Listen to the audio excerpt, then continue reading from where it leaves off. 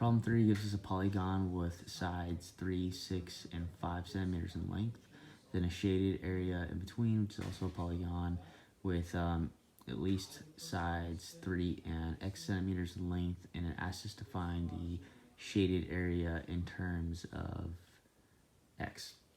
So what I did was draw the shape over here, and then labeled some parts and broke it down so that we could figure out the area of the shaded area. So we have 3, 6, and 5 here. X, I've labeled this side right here, this little guy, B.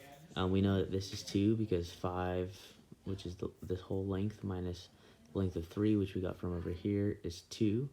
So in order to find the area of all of this, we need to find the area of this rectangle plus the area of this triangle.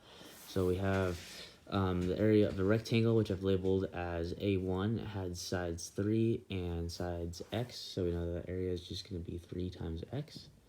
We have that here, A1 equals 3 times x. And we want to find, I've called this A2 or area 2, and it's going to have an area of x, which we got from down here, times b, this is going to be our height, this being, or the base, this being the height, all over 2. So you have x times b over 2 over here.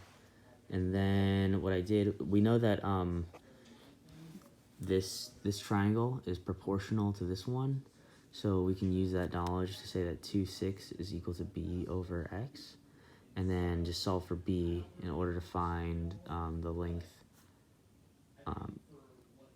of x, or b in terms of x.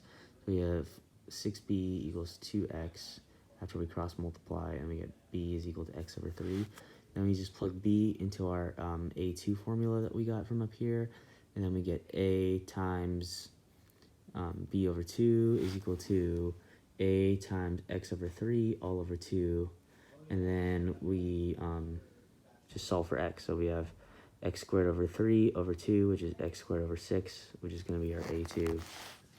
Then we plug our values for A1 and A2 into our formula that we got up here, which is the area of the shaded area is going to be A1 plus A2, and we get 3x for A1, x squared over 6 for A2, and there you go, that's the area of the shaded area in terms of x.